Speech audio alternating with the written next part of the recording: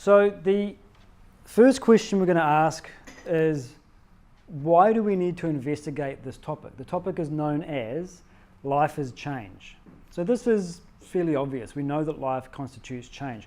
Why do we need to investigate this?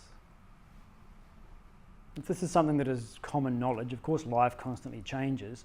Why do we need to investigate this as a philosophical topic? We need to know how to adapt to it. Exactly. The problem is not change per se, the fact that the world is constantly changing. The problem is our reaction to change. And in fact, anytime we claim to have a problem, the tendency for us is to point at the external world and say that that is the problem. But when you boil it down, the only problem that we've ever had is that I didn't like it, if you want to put it that way. You know, if someone comes to you and says, this is the problem, this is happening with my work or my relationship or my kids or my body or whatever else happens to be, you just keep saying to that person, and so what? So what? And you'll keep getting a string of responses, but ultimately what it gets to is, it upsets me, it agitates me, I don't like it. And so this is what we need to understand, that we are affected by change. This is why we need to investigate this topic. One of the most fundamental principles that this philosophy is based on is that circumstances by themselves cannot cause us to suffer. No suffering that we've experienced has ever been caused by the environment around us.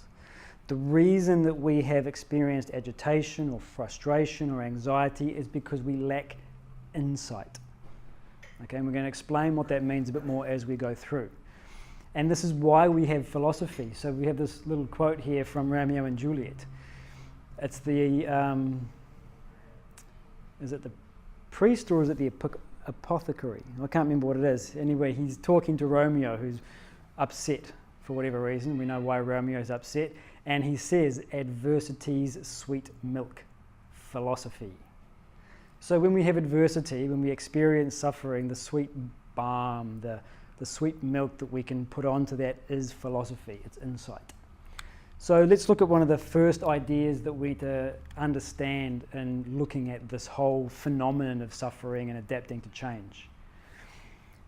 We have to understand, first of all, the mechanism of all human experience, whether it's a pleasant experience, unpleasant, neutral, whatever it happens to be. The mechanism is receipt, reaction, response. So we have the organs of perception, right? From the external world, we receive a particular stimulus, or as of course it is, a bunch of stimuli. Those stimuli reach the inner personality of the mind and intellect. The mind is the irrational component of the personality. It has our feelings, our likes and dislikes, our impulses, our desires, etc. The intellect is the rational component. It's the part that thinks, reasons, understands, forms conclusions. So there's a reaction within the inner personality, and then based on that reaction, I respond back into the world. And then that new environment that I have created with my response, again, constitutes a stimulus. So we get this cascading effect of causes and effects and experiences going on. This is our life. This is the mechanism of the human experience. So in understanding the mechanism of experiencing mental agitation or suffering, we've got to distinguish two things. We've got to distinguish a trigger from a cause. So when we use this word cause, we're defining it here as a condition or circumstance that modifies into a given effect. Expectations, attachments, these are examples of the causes of our experience. They reside within the personality. So the quality and the nature of our experiences have their cause within the inner personality. But those causes are triggered by the external environment, the stimuli that reach us. So a trigger then is an event that acts upon the cause, giving rise to the effect. So that means the entire world of objects and beings around us. The world is constantly full of triggers. Usually when I say this the first time around, I get a lot of furrowed brows and you sure? It doesn't make sense. My environment definitely seems to be causing me frustration and stress. Just, don't know if I like this idea. So I always give the same example and no one's ever been able to argue against it.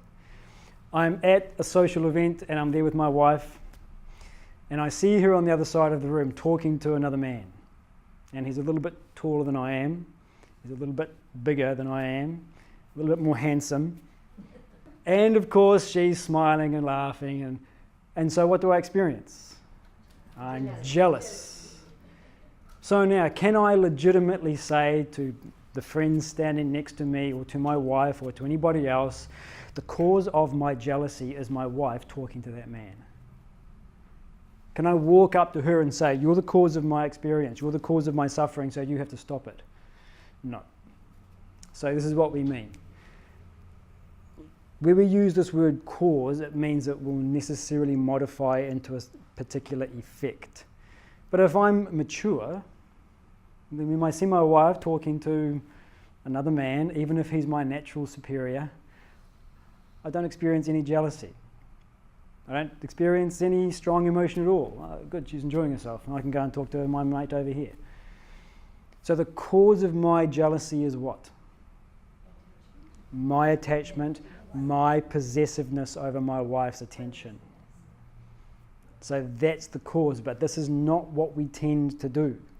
We look at our environment, we look at our weather, we look at our traffic, we look at our political system, we look at our work environment, we look at our physical bodies, we look at all of these things that are external to the personality, and when they change, we say, there lies the cause.